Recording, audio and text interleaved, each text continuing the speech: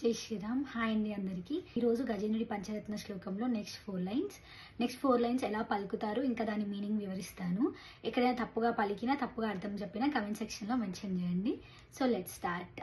నీతాంత కాంతి దంత కాంతి మంత కాంతి కాత్మజం అంటే మనోహరపు దంతము కలవాడు, యముడికి యముడు, శివునికి ముద్దుల కుమారుడు అని అర్థం. అచింత్య రూపమంతహీనమంతరాయ కృంతనం అంటే ఏం లేదండి, ఊహలకే అందని రూపము కలిగి ఉండేవాడు, ఊహించుకోని రూపం ధరించి ఉండేవాడు అని అర్థం. అంతం లేనివాడు, అడ్డంకాలు తొలగించేవాడు అని అర్థం.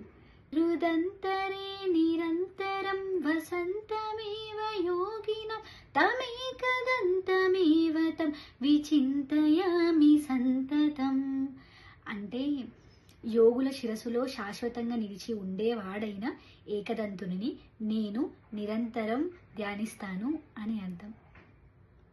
ఇంతే అండి. ఇప్పుడు ఈ 4 లైన్స్ మనం ఒకసారి పాడుకుందాం. నీతాంత కాంతి దంత కాంతి మంత కాంతి కాత్మజం అచింత్య రూపమంతహీనమంతరాయ కృంతనం హృదంతరే నిరంతరం వసంతమేవ యోగినం తమేకదంతమేవ తం విచింతయామి సంతతం. విజ్ఞరాజ విభవ తేజ వికట రూప పాహి మాం వేద వేద్య వీర శూర విమల రూప రక్ష మాం. జై శ్రీరామ్.